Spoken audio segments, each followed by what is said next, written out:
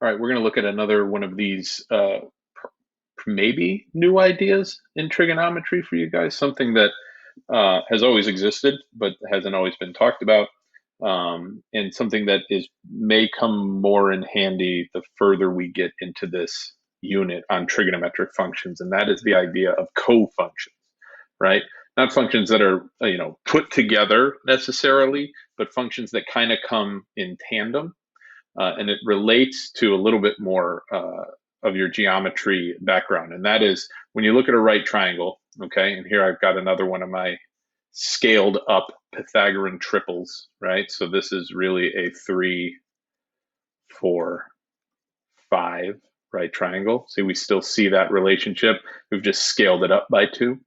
Anytime you have a right triangle, right, these two angles have to be complementary, right? So we could say, and I'm just going to write this over here, theta, or excuse me, this is alpha, okay? I sometimes refer to this as the Jesus fish, okay? If you guys have seen that on the back of people's bumpers, okay? I refer to this as, it looks like an A, right? I call it the Jesus fish.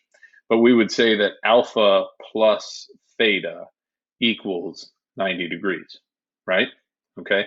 And what I'm going to do here is I'm going to express this a little differently and say that alpha is equal to 90 degrees minus theta, right? So that's just a different way of expressing that same relationship. Now, if I look at this right triangle, and let's just say, for example, what is the sine of alpha? According to the information that's here, the sine of alpha is 8/10, which reduces to 4/5, right? Okay. Well, what is the cosine of theta? The cosine of theta, this complementary angle to alpha, is the adjacent side over the hypotenuse, which is also 4/5. So really, the sine of alpha and the cosine of theta have the same value, which makes sense because the opposite side of this angle is the adjacent side of this angle, right? So all the cofunction identities are a representation of this idea that complementary angles have a cofunction value that are equivalent to it.